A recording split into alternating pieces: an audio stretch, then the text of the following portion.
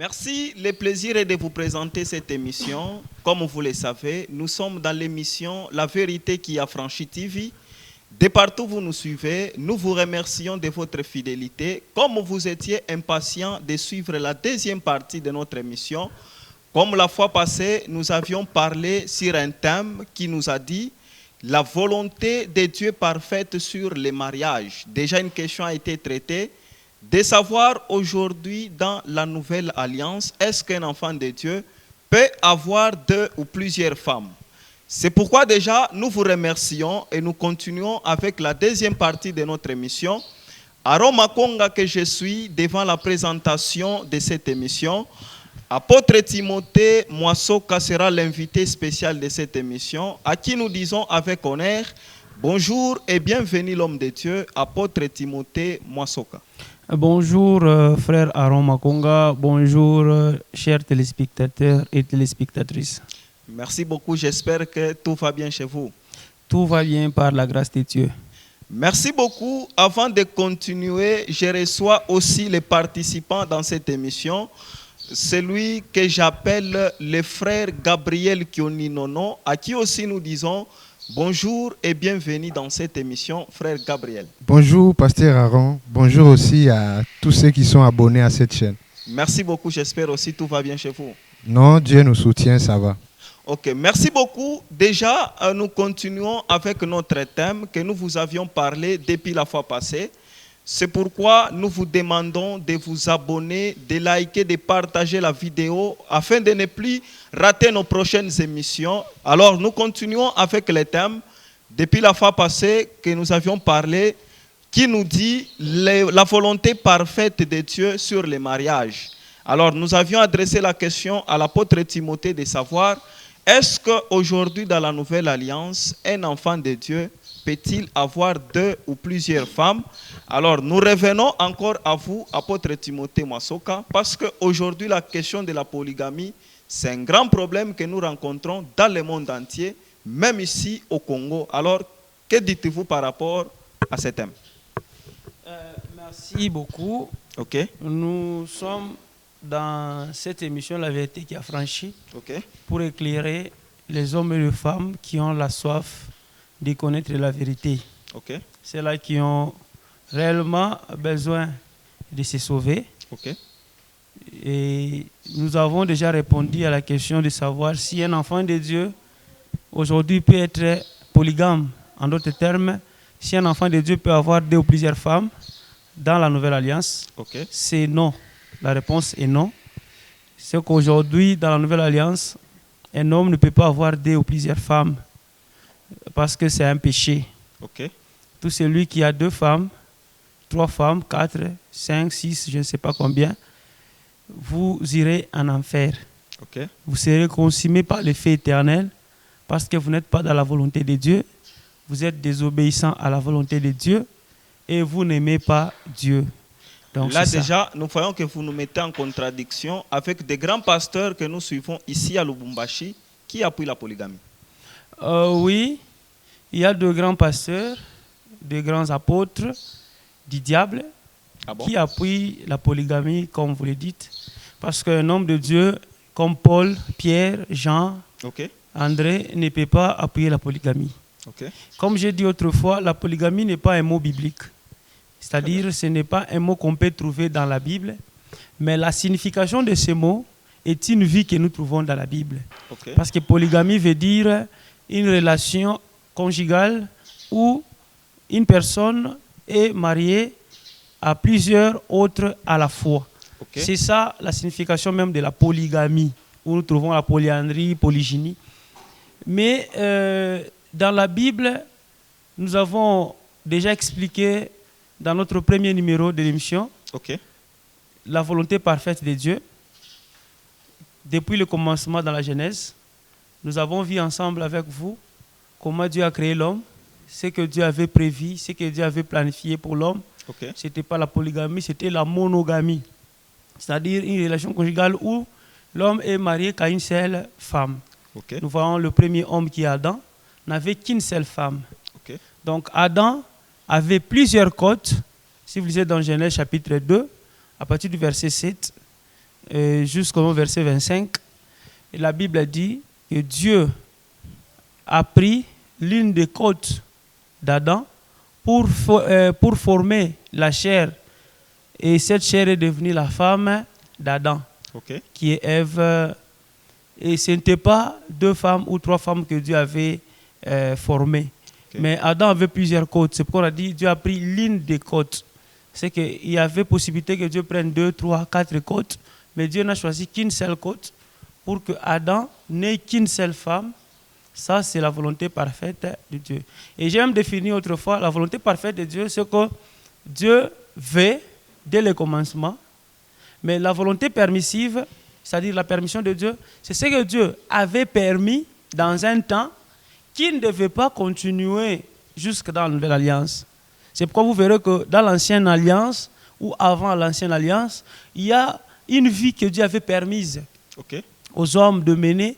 Mais aujourd'hui, cette vie ne peut pas être acceptée. Donc on ne peut pas accepter cette vie dans la Nouvelle Alliance, y compris la polygamie, les divorces. Ce sont des histoires que Dieu avait acceptées. Dieu avait permis, et la raison c'était que l'homme avait un cœur qui n'était pas encore circoncis.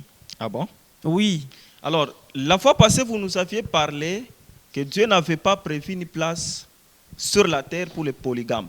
Ce n'était pas dans son plan. Alors, mais dans la Bible, nous avons trouvé les hommes que Dieu a utilisés, mais qui étaient des polygames sur la terre. Sur la terre, qui étaient des polygames, mais dès le départ, ils n'étaient pas polygames. C'est après, par la suite, qu'ils sont devenus polygames. L'exemple d'Abraham. Abraham, c'est l'homme que Dieu a choisi. Dieu a appelé Abraham, il lui a fait beaucoup de promesses, mais Abraham n'était pas polygame. Même quand Dieu a dit à Abraham, tu seras grand, c'est lui qui te bénira, je le bénirai. Abraham était monogame. C'était ça. C'est dans sa vieillesse, lorsque Abraham a vieilli, c'est ainsi que sa femme, Sarai, lui a proposé de prendre sa servante Agar. Vous voyez? C'est ça avec Dieu. Donc Dieu avait déjà permis à Abraham d'avoir un enfant avec Agar, la servante que Sarai lui avait donnée. Mais ce n'est pas Dieu qui avait pris Agar pour donner à Abraham. Très bien. Vous voyez? Nous prenons encore Jacob. Jacob, il n'était pas polygame. Il n'avait pas la pensée d'être polygame. Il avait choisi une seule femme qui est Rachel. Il a aimé Rachel, mais son oncle, c'est lui qui lui a ajouté une deuxième femme. Très bien. Et par après, les 2 autres femmes-là, lui ont encore ajouté d'autres. C'était comme ça que Jacob s'est retrouvé encore avec plusieurs femmes. Mais la pensée initiale de Jacob, comme il était serviteur de Dieu, il connaissait la pensée de Dieu, il n'était pas polygame par sa propre volonté ni par la volonté de Dieu, mais c'était par la permission de Dieu. C'est pourquoi vous voyez Isaac, lui n'était pas polygame, bien que Rebecca, sa femme, avait aussi des servantes, mais Rebecca n'avait pas donné de servantes là à Isaac. Pour dire non, comme ça, Isaac peut aussi avoir plusieurs enfants. Non. Donc c'est ça. Dieu a marché, et Dieu a accepté de travailler avec les gens qui étaient polygames dans un temps d'imperfection. Vous voyez? C'était dans un temps d'imperfection. Mais aujourd'hui, nous sommes dans un temps de perfection. Au temps de la grâce, au temps de l'Église, le temps de l'Évangile de Jésus-Christ, le temps où nous devons vivre la perfection, la volonté de Dieu. Très bien. Maintenant, l'homme ne peut pas avoir 2 femmes. L'homme ne peut pas avoir plusieurs femmes. Lui-même, d'abord Dieu. Lorsque son fils prend la forme de l'agneau, il doit avoir une épouse, pas des épouses. C'est pourquoi dans Apocalypse 21, le verset 2 à 3, l'apôtre Jean dans la vision, il a vu la nouvelle Jérusalem, la sainte ville, qui a été préparée, parée comme une épouse qui devait rencontrer son époux. Et au verset 9-10, l'ange dit à Jean, viens, je vais te montrer l'épouse de l'agneau. Il n'a pas dit, viens, je vais te montrer les épouses de l'agneau. Donc même au ciel, l'agneau n'a pas 2 femmes, l'agneau n'a qu'une seule femme, une seule épouse. C'est ça la volonté parfaite de Dieu. Dans Genèse, nous voyons le premier Adam n'avait qu'une seule femme. Et le dernier Adam, quand il se révèle comme agneau, il n'a qu'une seule épouse, la Nouvelle Jérusalem. C'est ça Alpha et Oméga, c'est-à-dire la volonté parfaite de Dieu, c'est nous ramener au commencement pour qu'à la fin, nous puissions entrer dans sa gloire. Okay. C'est pourquoi les polygames, aujourd'hui, dans la Nouvelle Alliance, sont des gens qui vivent dans la malédiction parce qu'ils ont choisi de mener une vie contraire à la volonté parfaite de Dieu. Je peux ouvrir une parenthèse. Dans l'ancien temps, au temps de Moïse, les hommes respectaient les sabbats. C'est ça. Il y avait un jour qu'on devait sanctifier. Mais lorsque Jésus-Christ est venu, quand vous lisez dans Jean chapitre 9, le verset 15, vous lisez dans Jean chapitre 5, le verset 18, on vous dit que les Juifs cherchaient à faire mourir Jésus, non pas seulement parce qu'il appelait Dieu, non seulement parce qu'il appelait Dieu son propre Père, mais parce qu'il se faisait lui-même égal à Dieu et il ne respectait pas les sabbats. Il violait les sabbats. Là, c'est Jean, l'apôtre, qui raconte que mon maître, il violait les sabbats.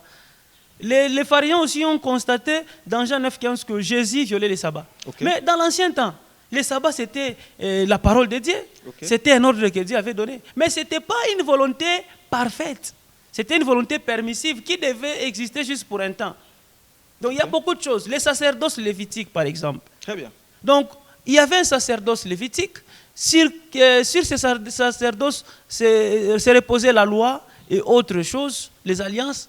Mais Dieu a changé ces sacerdoces. C'est pourquoi on dit dans Hébreux 7, les sacerdoces étant changés, nécessairement aussi il y a un changement de loi. Donc c'est-à-dire, il y a un sacerdoce que Dieu a donné, mais il a changé ces sacerdoces. Donc ces sacerdoces, selon l'ordre d'Aaron, les sacerdoces lévitiques, c'était un sacerdoce qui ne devait pas rester éternellement. Mais aujourd'hui, nous sommes dans un sacerdoce, selon l'ordre de Melchisédek. C'est un sacerdoce parfait, qui doit nous conduire dans le temps de la perfection, au temps de la grâce de l'évangile de Jésus-Christ. Vous voyez? Donc c'est ça. Donc nous devons comprendre les choses de Dieu de cette manière. Vous voyez, il y a par exemple les offrandes du péché. Il y a un temps où Dieu a autorisé aux hommes de donner les boucs, le bœuf, les moutons, pour le pardon de leurs péchés. Mais aujourd'hui, le pardon, nous l'avons par la foi en Jésus-Christ. C'est qu'il y a un temps où Dieu a accepté certaines choses, certaines vies, comme la répudiation, comme j'ai expliqué autrefois. Parce qu'aujourd'hui, nous aurons le temps d'abord d'expliquer les versets que les imposteurs, les faux apôtres, les faux pasteurs prennent pour mentir, pour tromper les ignorants que la polygamie est autorisée. Merci beaucoup, apôtre Timothée Mwasoka. Oui. Alors moi, je trouve que lui-même, Dieu, a autorisé la polygamie dans la Bible. Si nous lisons dans Deutéronome, chapitre 21, le verset 15, oui. Dieu lui-même autorise à l'homme d'avoir deux femmes. Dieu. Oui. Alors, vous avez dit que cela n'a jamais été dans la volonté de Dieu. Vous pouvez lire. Alors, je lis Deutéronome chapitre 21 et le verset 15 nous dit, si un homme qui a deux femmes aime l'une et n'aime pas l'autre, et s'il en a des fils dont le premier-né soit de la femme qui n'aime pas. Je continue avec le verset 16.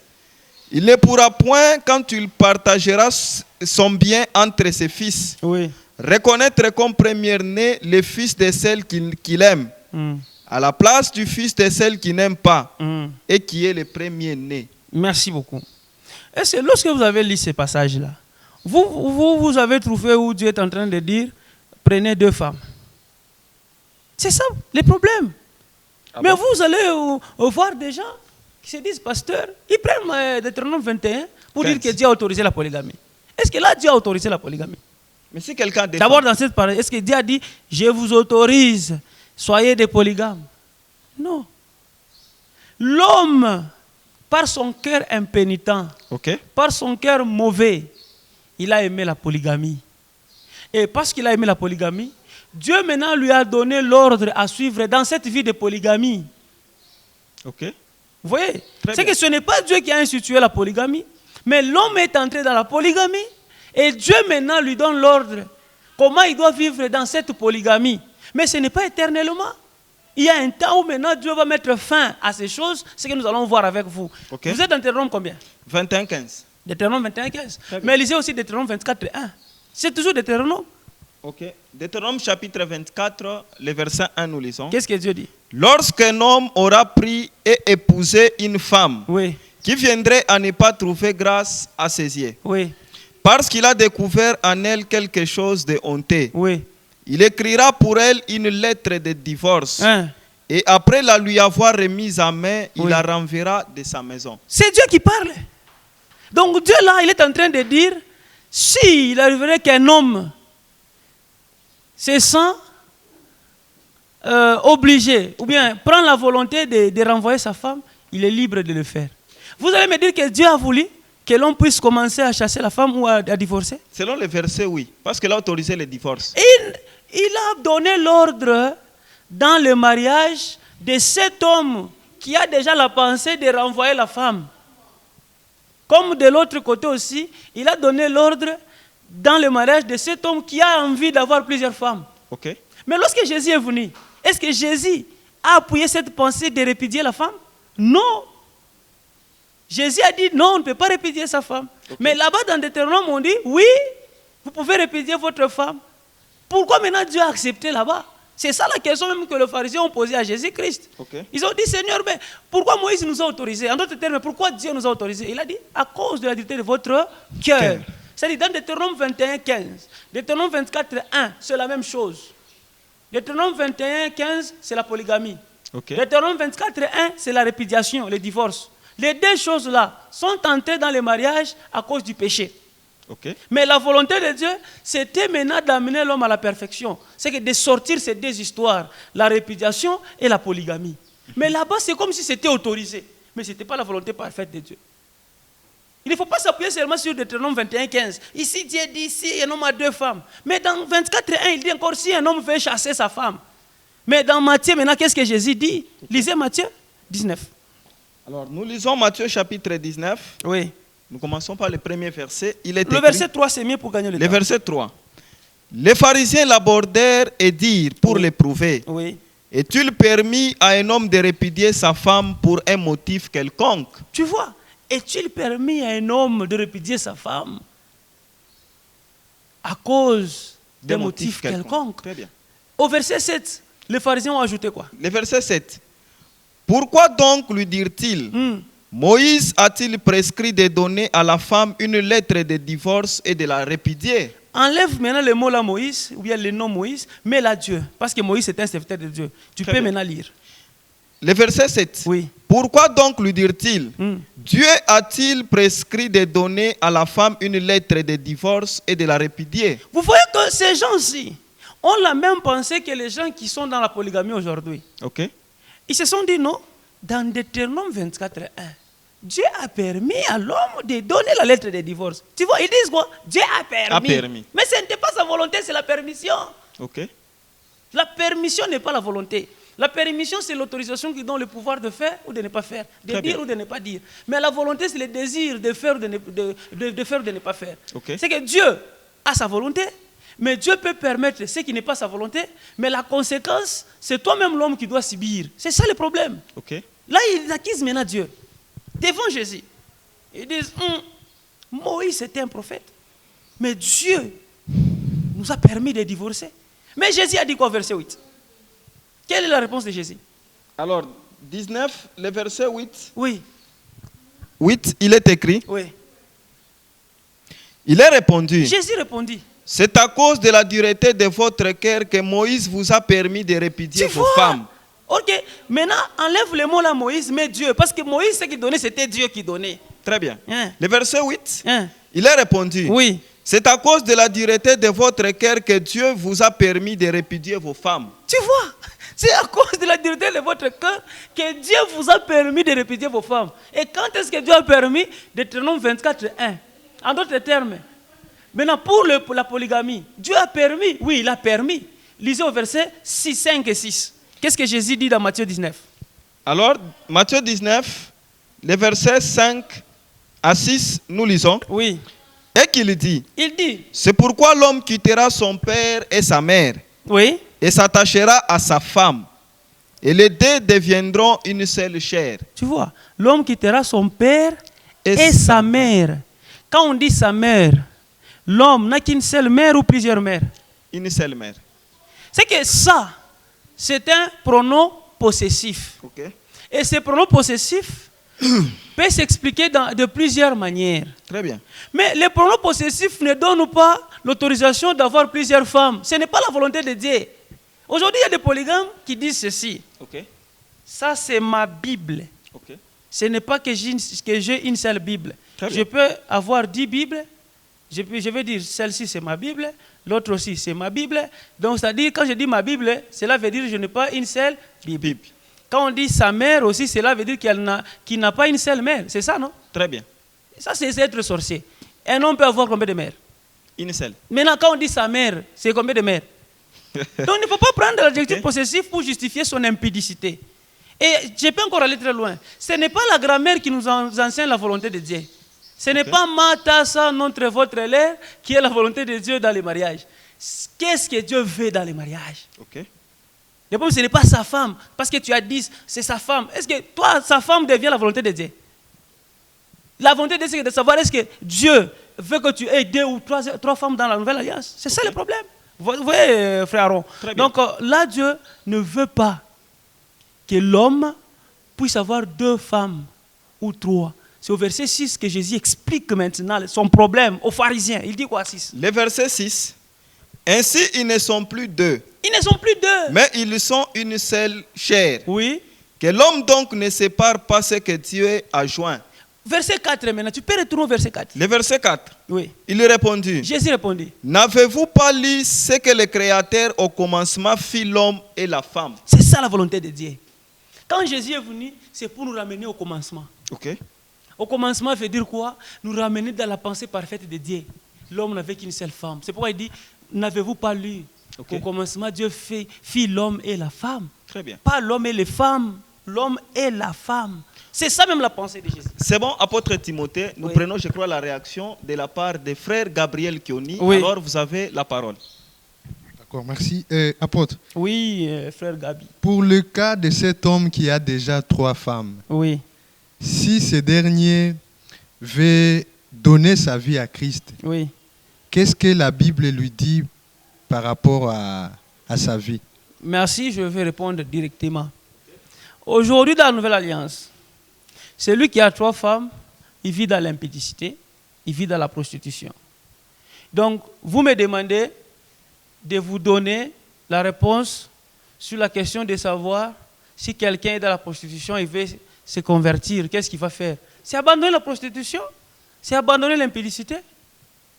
Parce que ta femme, c'est celle que tu as prise là, l'unique femme là. Mais les 2 autres que tu as ajoutées, ce sont des prostituées. Tu dois les abandonner. Quelqu'un me dit, non, maintenant, s'il a eu des enfants avec cette femme-là, mais si tu as eu des enfants avec la prostituée, qu'est-ce que tu vas faire? Il faut prendre soin de ses enfants. Tu prends la charge, soin de ces enfants-là, mais la prostituée, là, quand elle va se convertir, elle va se marier aussi. Être 2e femme, c'est être prostituée. Être 2e femme, c'est être impudique.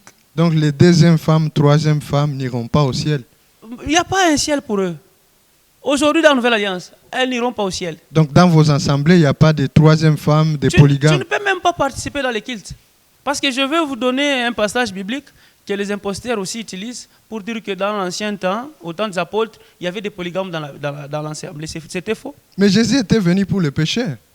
Jésus est venu pour le pécheur, pour que le pécheur reste pécheur. Non. C'est ça. Jésus est venu pour le pécheur afin que ce dernier puisse se repentir. Donc si tu es impudique, tu as 2 femmes, tu dois te repentir pour rester qu'avec une seule femme. Et Malachie a déjà répondu à cette question. Tu ne dois pas être fidèle à la femme de ta jeunesse. On peut lire ce passage-là pour répondre à la réaction de frère Gabi. Malachie chapitre 2, verset 14. Le verset 14, nous lisons. Oui. Et vous dites, pourquoi? Quand vous êtes dans des malédictions, là, vous dites, pourquoi? Parce que l'Éternel a été témoin entre toi et la femme de ta jeunesse. Il n'a pas dit, l'Éternel a été fidèle entre toi et les femmes de ta jeunesse. Malachie, c'est le dernier prophète de l'Ancien Testament. C'est lui qui a marqué la venue de Christ et de Jean-Baptiste. Il a signalé la pensée de Christ. Ici, il commence maintenant à expliquer que Dieu, lui, il est témoin dans les mariages où l'homme et la femme sont mariés. Pas l'homme et les femmes.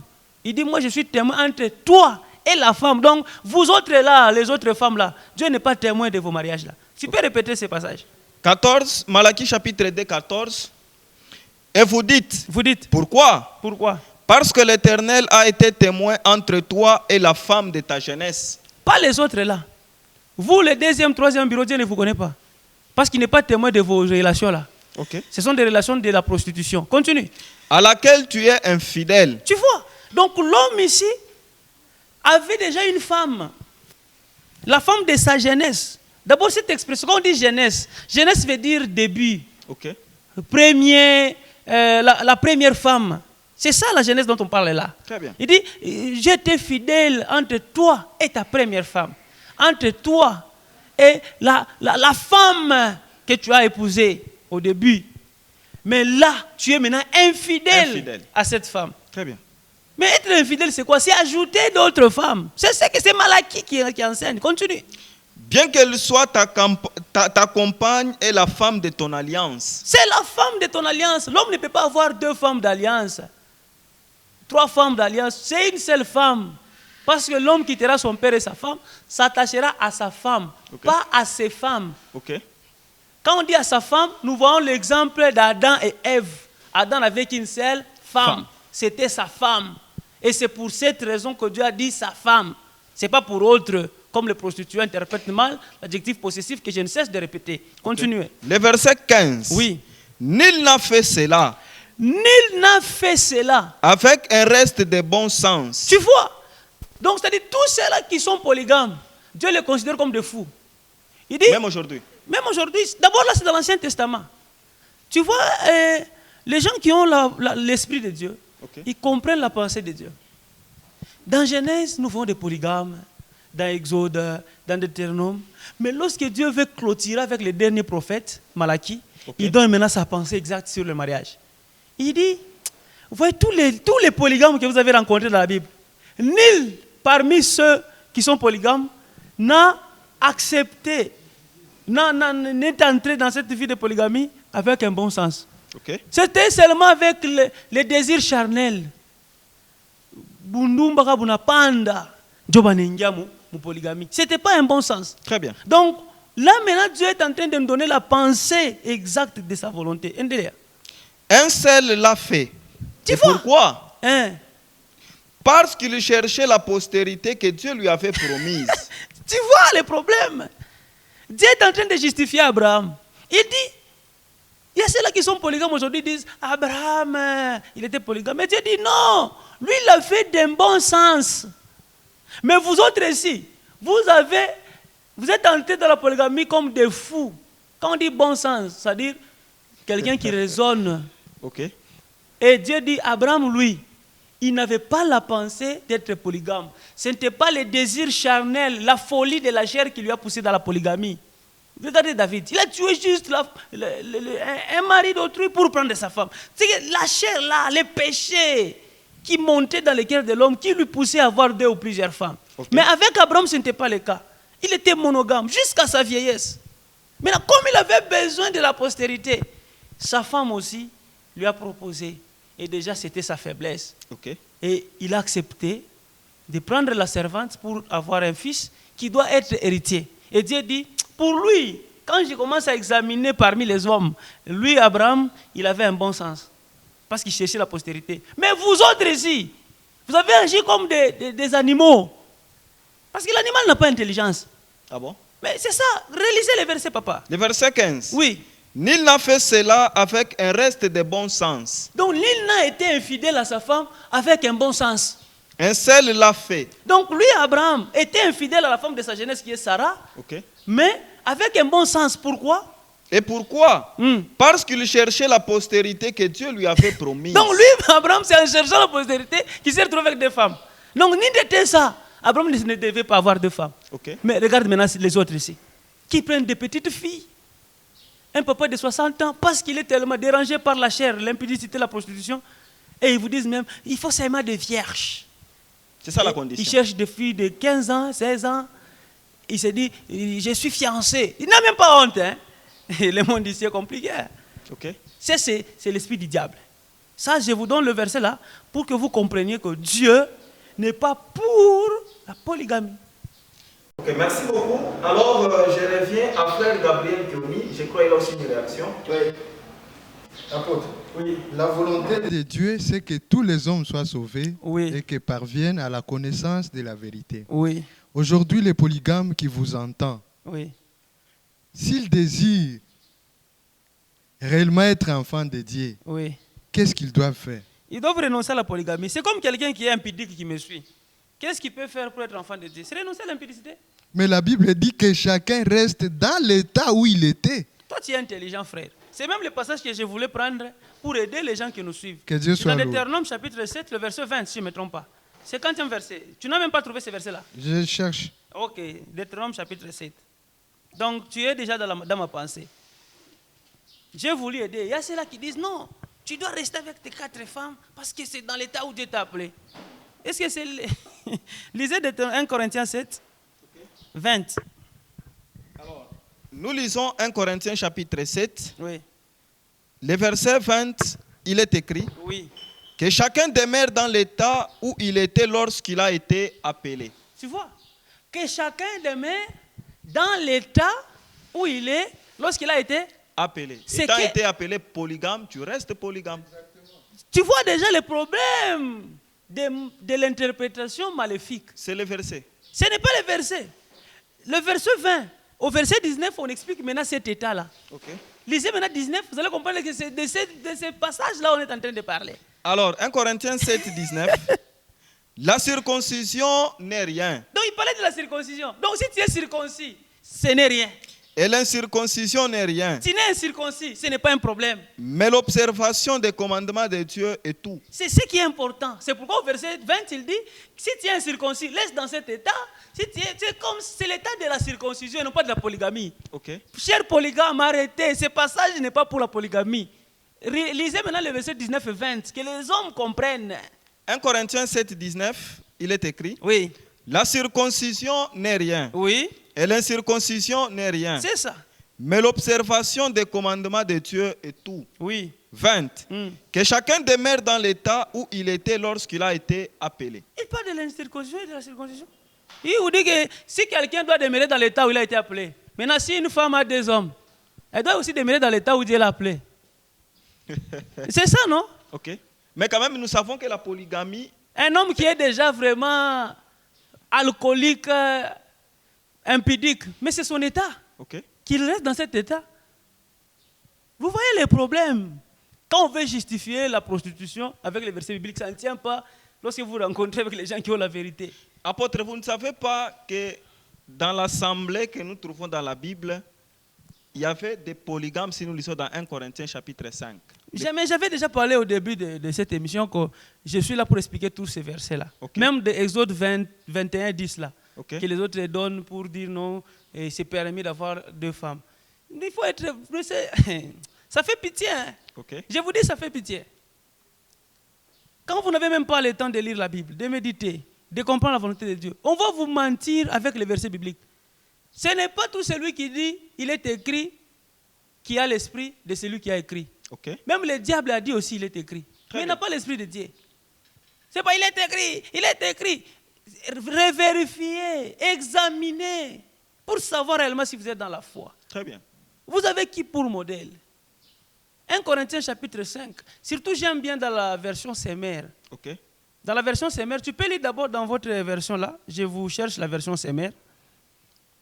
1 Corinthiens chapitre 5, je commence par le premier verset. Oui. Il est écrit, on entend dire généralement qu'il y a parmi vous de l'impudicité. Oui. Et une impudicité telle qu'elle ne se rencontre pas même chez les païens. Oui. C'est au point que l'un de vous a la femme de son père. L'un de vous a la femme de son père. Donc déjà par là, nous comprenons que ce n'est pas sa mère. Parce que c'est la femme de son père. Je vais bien m'expliquer sur ce passage pour que les hommes ne puissent pas tomber dans les pièges du diable. Très bien. Je vous donne la version Semer. Parce qu'ici, c'est encore mieux. Parce que les polygames, quand ils veulent justifier leur prostitution, ils aiment utiliser Semer. Prenez Semer. Je ne sais pas, vous l'avez aussi? La version Semer, patientez, je vérifie. Je vous donne même ici dans ma... Prenez. Ok. Au verset 1. Alors, la version Semer, 1 Corinthiens 5, 1, il est écrit. Oui. On entend dire partout qu'il y a de l'immoralité parmi vous. Oui. Et une immoralité telle qui ne s'en rencontre pas même chez les païens. Oui. L'un de vous vit avec la deuxième femme de son père. J'ai aimé qu'on lise ce passage dans cette version, femme. Oui, okay. Dans cette version, pour aider les gens qui nous suivent. Dans 1 Corinthiens 5, 1, l'apôtre était en train de condamner un homme qui était dans l'église. Très bien. Et qui vivait dans l'impudicité. Parce que l'adultère, c'est aussi l'impudicité. La femme là avait déjà son mari, mais cette femme a pris encore un autre mari. C'est déjà l'adultère. Mais ici, Paul est en train d'appeler ça l'impudicité. Okay. Il y a de l'impudicité au point que l'un de vous a la femme d'autrui. Avoir la femme d'autrui, cet adultère-là, c'est aussi l'impudicité. C'est pourquoi la polygamie, c'est aussi l'impudicité. Okay. Vous comprenez? Très Maintenant, bien. Ici, l'homme avait la femme de son père. Est-ce que dans les passages, on nous dit que cette femme était dans l'église? Ça vous de nous Quand expliquer. Vous lisez, l'apôtre dit, il y a une maman là dans l'église qui a le fils de son mari. Non. Mais pourquoi on s'adresse seulement aux frères? On ne s'adresse pas à la maman. Vous voulez me dire que c'est seulement le frère qui a péché et non pas cette maman-là? Okay. Mais cette maman aussi, elle est adultère. Parce que même dans la loi de Moïse, lorsqu'il y a adultère, et l'homme et la femme, tous doivent être lapidés. Mais très comment bien. Ici on va seulement s'adresser à l'homme et non pas à cette maman-là, à cette mère, à cette femme? Okay. Vous comprenez? Très bien. C'est que la mère-là, cette femme n'était pas de l'assemblée. Sinon, on devait tous les réprimander. Très bien. Par la suite, vous allez comprendre que l'apôtre Paul dit qu'un tel homme soit livré à Satan. Mais pourquoi il n'a pas dit qu'un tel homme et telle femme soient livrés à Satan? Pourquoi on continue seulement à parler de l'homme? Parce que cette femme n'était pas de cette assemblée. Okay. Quand une femme est de l'assemblée de Paul, Paul s'adresse aussi à cette femme. Comme Saint-Tiche, comme Évodie, comme Kyria, Paul et Jean, les apôtres pouvaient écrire. Mais ici, la mère n'était pas de cette assemblée. Même le père de cet homme n'est pas de cette assemblée. C'est pourquoi vous n'avez pas écouté ici l'apôtre Paul dit non, maintenant, cet homme a pris la femme de son père, dites à son père là-bas, qui reste tellement dans la foi. Non, et le père et la mère ne sont pas de l'assemblée, mais c'est le frère qui était de l'assemblée, mais qui commettait l'impudicité en dehors de l'assemblée. Mais il vient parmi les saints. C'est quoi dire au point de vous, il y a un homme. Il n'a pas dit au point de vous, il y a une famille qui est dans votre église. Non, un homme. Okay. Pas la femme, un homme. Et au chapitre 2 de 2 Corinthiens, cet homme ici était revenu pour demander pardon. Okay. Mais pourquoi la femme n'était pas revenue pour demander pardon? Parce qu'elle n'est pas de cette assemblée. Et l'apôtre Paul a dit, vous devez lui pardonner. Lisez, les gens vont écouter.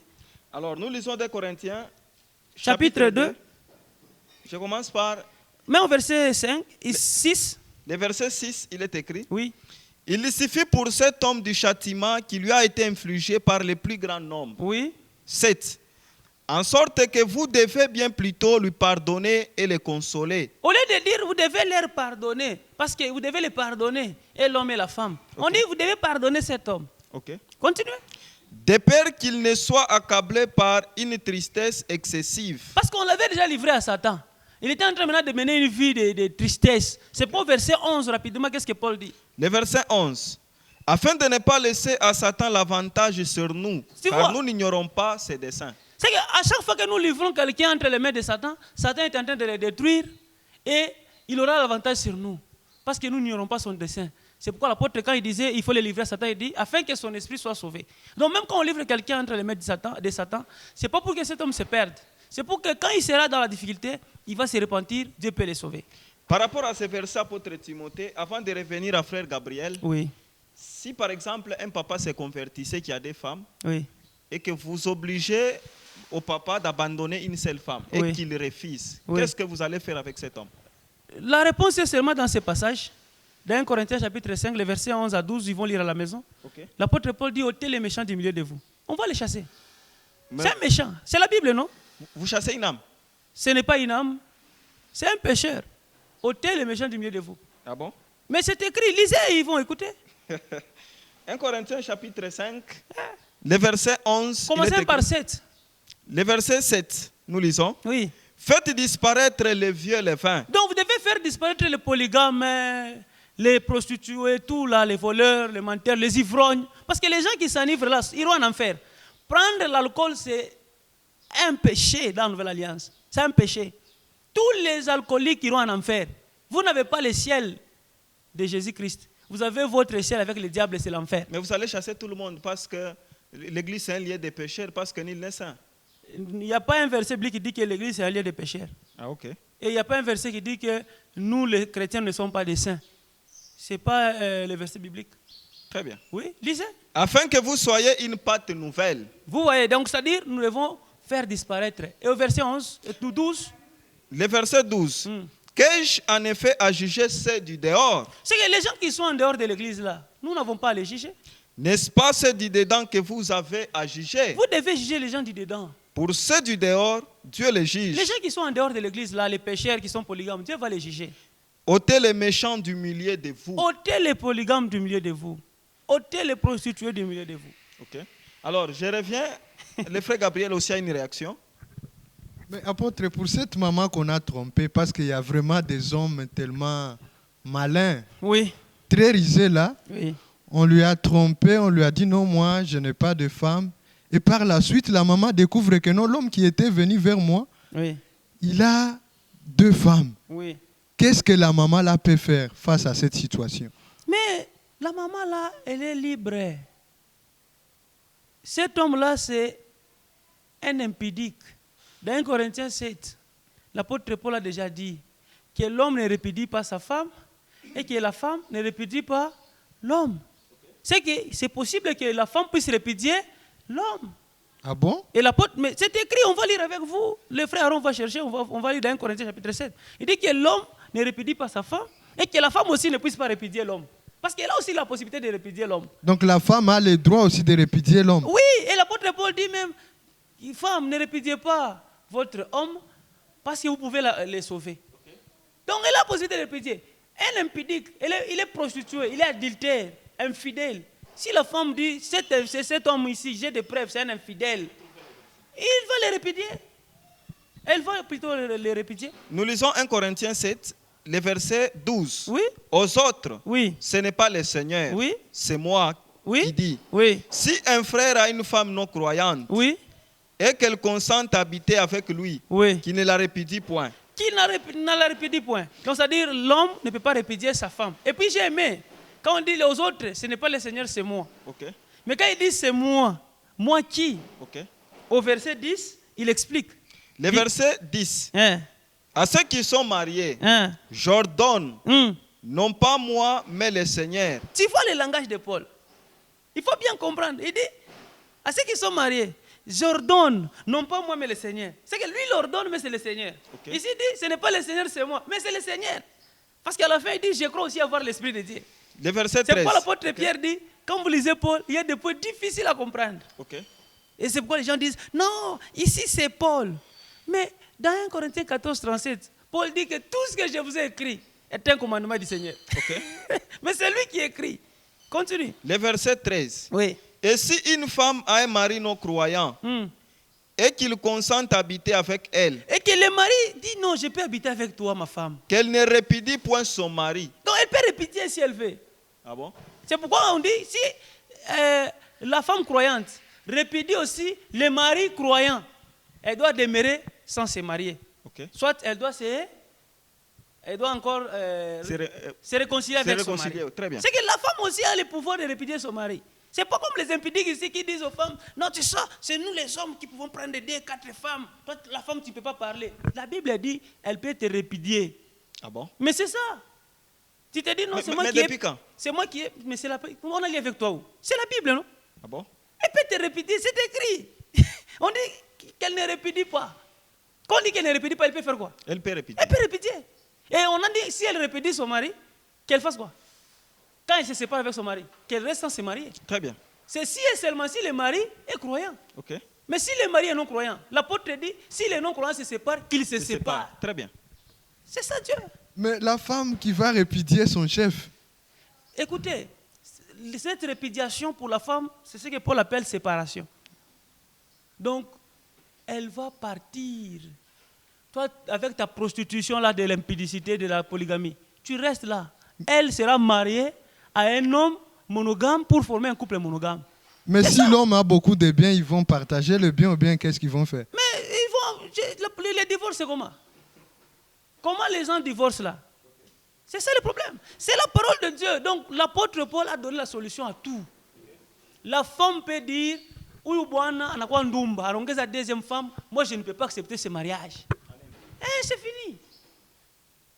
C'est comme aussi la femme prend un autre homme. Qu'est-ce que le mari va faire? Il peut dire non, pourquoi vous n'avez pas? Et c'est ça. De même que le mari peut dire, il n'y a plus mariage parce que la femme est devenue infidèle. La femme aussi peut dire, comme l'homme est devenu infidèle, le mariage n'est plus. Mais ce n'est pas par des soupçons. C'est ce que les gens doivent comprendre. Non, on m'a dit que mon mari a, on m'a dit que, oh, j'ai vu dans le téléphone. Il faut avoir des preuves palpables. C'est comme nous à l'église. On n'autorise pas le divorce. C'est ce que les gens doivent bien me comprendre. Nous n'autorisons pas le divorce. Parce que le divorce, ce n'est pas la volonté de Dieu. Même Jésus a dit que l'homme ne sépare pas ce que Dieu a joint. Donc ce que Dieu a joint, on ne peut pas séparer. Mais ce que Dieu n'a pas joint. Mais parce que la prostitution, Dieu ne joint pas. Quand est-ce que vous permettez le divorce dans vos assemblées? On ne peut pas permettre. Parce que ce n'est pas la volonté de Dieu. Lisons d'abord avec vous. 1 Corinthiens, là, chapitre 7. C'est au verset 14 comme ça. 1 Corinthiens 7, 14. Oui. Car le mari non croyant est sanctifié par la femme. Oui. Et la femme non croyante est sanctifiée. Non, 12, je pense. 12. Il y a un verset là où on dit, si les autres là se séparent, qu'ils se séparent. Alors, nous allons chercher ce verset. Au verset 11. Le verset 11. Si elle est séparée, oui, qu'elle demeure sans se marier, oui, ou qu'elle se réconcilie avec son mari. Continuez, oui. Et le mari ne répudie point sa femme. Oui. Le verset 12. Aux autres, ce n'est pas le Seigneur, c'est moi qui dis. Oui. Si un frère a une femme non croyante et qu'elle consente à habiter avec lui, oui, qu'il ne la répudie point. Et si une femme a un mari non croyant et qu'il consente à habiter avec elle, oui, qu'elle ne répudie point son mari. Oui. Le verset 14. Car le mari non croyant est sanctifié par la femme. Oui. Et la femme non croyante est sanctifiée par les frères. Autrement, vos enfants seraient impurs. Oui. Tandis que maintenant, ils sont saints. Oui. Le verset 15. Si les non-croyants se séparent, qu'ils se séparent. Tu vois, c'est ce que l'apôtre Paul dit. Si les non-croyants, un papa qui est fumeur, c'est un croyant. Non, ce n'est pas un croyant. La femme qui prend l'alcool, c'est une croyante. Non. Mais si se sépare, qu'il se sépare. C'est ça la parole de Dieu. Mais si toi tu es croyant et que l'autre n'est pas croyant, maintenant on te conseille, tu peux les sauver peut-être. Demain ou après-demain, il peut croire. Mais si vous êtes tous des pécheurs, vous voulez vous séparer, que nous fassions quoi? Que l'Église fasse quoi? Parce que votre mariage d'abord n'est pas connu par Dieu. Ok. Mais apôtre Timothée, aujourd'hui en 2023, oui, j'ai de vraies raisons qui occasionnent le divorce et la polygamie. Comme quoi? Premièrement, prenons le couple où la femme frappe son mari. Déjà, ça c'est un danger. Bibi ekola mupika bwana mundoa. Mais l'homme a le droit de se marier à une autre femme. Non, parce que déjà c'est un danger. C'est pas ce que la Bible a dit. Comment déjà tu es maudit. Au ciel, tu n'entreras pas. Ah bon? Mais je te dis, tu n'entreras pas au ciel. Parce que le mariage, c'est l'ordre de Dieu. C'est l'homme qui est le chef, c'est l'homme qui donne les ordres, et la femme se soumet. Mais si la femme n'est pas soumise, en Afrique, il faut qu'on s'accoupique. C'est qu'on a bien à Mungu. Parce que le monde est bien à Mungu, Mungu achète comme moi, tu viens de compika. Ce que vous devez d'abord comprendre, c'est pas ce que nous faisons aujourd'hui. Ça, c'est le diable. Cela peut pousser aussi l'homme à aller prendre une deuxième femme. Il peut prendre une deuxième femme, troisième femme, et il ira en enfer. Parce que c'est un polygame. Okay. C'est que quand vous êtes devenu polygame, c'est l'enfer qui vous attend. Quand votre femme vous frappe, c'est que sachez, retenez bien que la porte de l'enfer est tout près de vous. C'est que Dieu ne vous aide pas. Je vous dis. Okay. La femme, Bible africaine, on pique. Et je prends la deuxième raison, avant de revenir à frère Gabriel Kioni. Oui. Apôtre Timothée, aujourd'hui, les hommes, s'ils sont mariés, ils se permettent de tout faire. Soin inako. Kama papa natoka, eko nje ya nyumba qu'il se sente à l'aise. Oui. Dès qu'il rentre, enenda kuingia ni mu stade ya catch. Alors vous ne trouvez pas que cela aussi peut pousser un homme de prendre la deuxième femme? Non. Mama nanza kufatu bila napenda. L'apôtre Paul a déjà répondu à cette question. OK. L'apôtre Paul nous a défini le mariage. Il a dit le mariage, c'est un endroit de tribulation. Ah bon? Maintenant, chacun de nous doit être responsable. Il doit assumer sa responsabilité. C'est dans 1 Corinthiens chapitre 7. Okay. Si vous lisez, je pense à partir du verset 18, okay. Non pas 18, hein, même 20 descendants, vous allez voir comment l'apôtre Paul est en train de dire. Okay. Même lisez 25. Alors, 25, il est écrit, pour ce qui est des vierges, je n'ai point d'ordre du Seigneur, mais je donne un avis, comme ayant reçu du Seigneur miséricorde pour être fidèle. 27. Le verset 27. Es-tu lié à une femme? Ne cherche pas à rompre ses liens. Tu vois, il n'a pas dit es-tu lié à beaucoup de femmes. Si tu es lié à une femme, il ne faut pas rompre ces liens-là. Pas des femmes, okay. Une femme. Okay. Une femme, c'est ça le mariage. Continuez. N'es-tu pas lié à une femme? Ne cherche pas une femme. Là, c'est un conseil qu'il donne. Tu n'es pas marié, ne cherche pas. Pourquoi il a dit ça? Okay. Continue maintenant et tu vas dire pourquoi il a dit ça. Le verset 28. Oui. Si tu t'es marié, tu n'as point péché. Là, il a éclairci. Pour que vous ne puissiez pas mal comprendre que non, Paul a dit qu'il ne faut pas se marier. Non, il a dit si tu es marié, tu n'as pas péché. Et si la Vierge s'est mariée, elle n'a point péché. Mais ces personnes auront des tribulations dans la chair. C'est ça le mariage. Vous aurez des tribulations dans la chair. Okay. Moi, je vais vouloir à ce que nous puissions aussi lire Exode. Okay. Si vous avez d'abord des réactions. Il y a un passage d'Exode 21 que les malfaiteurs, les bandits à Bible armée, utilisent pour pousser les hommes à la polygamie. Exode 21, 10. Alors, nous lisons Exode chapitre 21 et le verset 10. Ils interprètent mal ces versets. Exode 21, 10, nous lisons. Oui. S'il prend une autre femme, il ne retranchera rien pour la première à la nourriture, aux vêtements et au droit conjugal. Tu vois? Et il y a des gens qui prennent ces versets. Tu vois? Dieu a autorisé la polygamie. Mais c'est comme dans Deutéronome 24, 1. Okay. Dieu a permis la répudiation, le divorce. Il a dit, tu peux écrire la lettre de divorce. Mais quand Jésus est venu, qu'est-ce qu'il a dit? Tu ne peux plus encore faire ça. Ici, c'était déjà quelqu'un qui avait déjà la soif d'avoir plusieurs femmes. Okay. Comme c'était le temps d'imperfection. C'était le temps où l'homme avait un mauvais cœur, le cœur endurci. Comme Jésus a dit, c'est à cause de la dureté de votre cœur que Dieu a permis ces histoires. Okay. Ici, ce n'est pas pour tout le monde. C'est une loi de l'esclavagisme. Okay. C'est une loi d'esclaves que Moïse était en train d'écrire. Si un homme parvenait à prendre une esclave et qu'il veut ajouter une autre, il ne peut pas retrancher. Si tu lui donnais 1000 francs, 10 000 francs, tu ne peux pas retrancher, non, parce qu'ils sont maintenant à 2, à 3, tu peux maintenant prendre 200. Non, tu dois lui donner comme tu lui donnais. Okay. Et si tu ne lui donnes pas, elle est libre de sortir pour se marier à une autre personne. Okay. Lisez le verset 11. Les malfaiteurs là ne lisent pas le verset 11. Ils cachent ça. Le verset 11, il est écrit. Oui. S'il prend, plutôt, et s'il ne fait pas pour elle ces trois choses, elle pourra sortir sans rien payer. Donc tu vois déjà que dans les polygamies là, leur femme là, elle peut sortir. Enseigne verset 10. Le verset 10. Mais il n'enseigne pas comme ça. S'il prend une autre femme. Si toi, tu es monogame, tu prends une autre femme. Il ne retranchera rien pour la première à la nourriture. La nourriture, cette maman doit commencer à manger et se rassasier. Aux vêtements. Les vêtements, si tu lui payes 2 pagnes par mois, tu dois continuer à lui payer 2 pagnes. Et au droit conjugal. Et même dans les lits, c'est le droit conjugal. Okay. Et te dit, cette nuit, j'ai besoin de toi.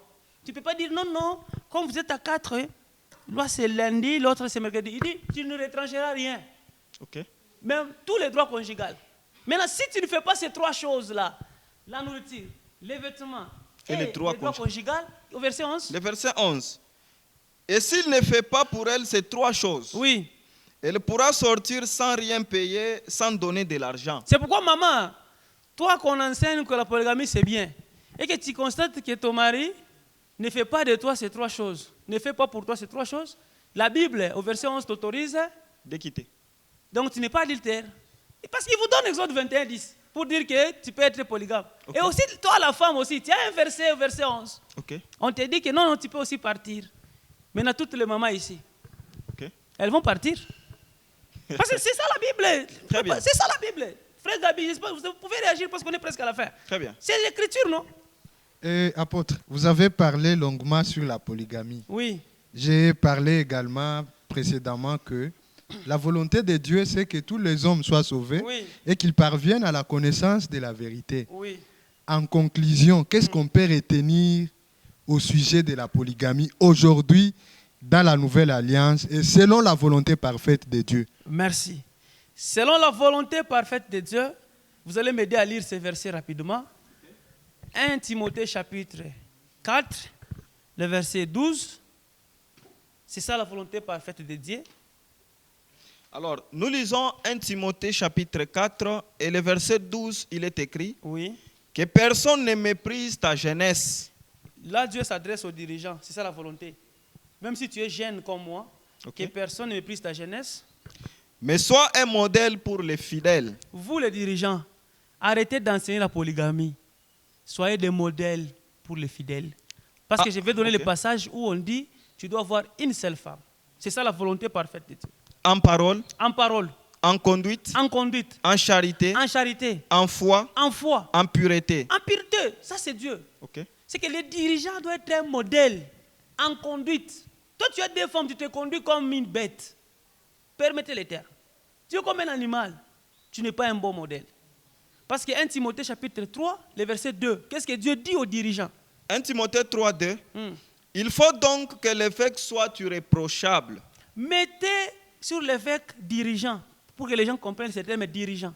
Il faut donc que les dirigeants soient irréprochables. Irréprochables. Mari d'une seule femme. Tu vois? Ok, dans 1 Timothée 4, que nous venons de lire, verset 12, on dit tu dois être un modèle pour les fidèles. Et le passage dit que les dirigeants, l'évêque, soit marié d'une seule femme. On dit bien d'une seule, pas deux. C'est ça la volonté de Dieu, comme le frère m'a demandé. Au verset 12, qu'est-ce qu'on dit? Le verset 12, il est écrit. Oui. Les diacres doivent être mariés d'une seule femme. Même les diacres, mais vous avez les diacres qui ont des femmes. Mais vous continuez à l'appeler diacre.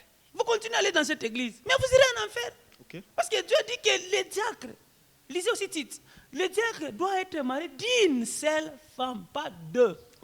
Et si les diacres ont une seule femme, votre dirigeant a une seule femme, la Bible dit qu'ils doivent être vos modèles, vous les fidèles. Donc les fidèles aussi doivent avoir une seule femme, parce qu'ils ont pour modèle les dirigeants. Tite chapitre 1, le verset 5 à 6. Oui. Je t'ai laissé en Crète afin que tu mettes en ordre ce qui reste à régler. Oui. Et que selon mes instructions, tu établisses des anciens dans chaque ville. Des anciens. S'il s'y trouve quelque homme irréprochable, mari d'une seule femme. Tu vois, même l'ancien, il faut être mari d'une seule femme. Donc l'ancien doit être mari d'une seule femme. C'est la Bible. Diacre, mari d'une seule femme. Dirigeant, mari d'une seule femme. Et vous maintenant, vous devez être des modèles pour vos fidèles. Donc je vous assure, tous les polygames iront en enfer. Et il y a des imposteurs qui vous disent non, apôtre, ce n'est pas ancien. Un apôtre, c'est un ancien, un pasteur, c'est un ancien. Merci beaucoup. Comme nous sommes arrivés pratiquement au déclin de cette émission, merci de nous prêter votre attention, comme vous étiez avec nous depuis le début jusqu'à la fin. C'est pourquoi nous avions parlé sur un thème qui nous disait la volonté parfaite de Dieu sur le mariage. L'apôtre Timothée a répondu à une question qui nous a dit, est-ce qu'aujourd'hui dans la Nouvelle Alliance, un enfant de Dieu peut-il avoir deux ou plusieurs femmes? Il a dit non. Alors déjà nous sommes à la fin de cette émission. Alors nous remercions l'apôtre Timothée Mwasoka de pouvoir honorer cette invitation. C'est moi qui vous remercie parce que prochainement nous allons parler sur les 5 ministères. Les 5 ministères. Oui. Très bien. Alors je remercie aussi le frère Gabriel Kioni de participer dans cette émission. Merci pasteur Aaron. Et nous vous invitons à vous abonner, à partager, à liker notre chaîne YouTube, La Vérité qui a franchi TV. Sans oublier, nous disons un sincère remerciement à toute la grande équipe qui nous a réalisé. C'est l'équipe ITC. Pourquoi ne pas oublier Christian Kassongo? Nous voyons la sœur Lorraine ainsi que Daniel Kalimi. Nous vous disons un sincère merci aussi à cet espace qui nous a accueillis. Nous vous remercions, l'espace Mélissa Georges. Merci pour ce beau cadre et merci pour votre accueil légendaire. Nous vous remercions.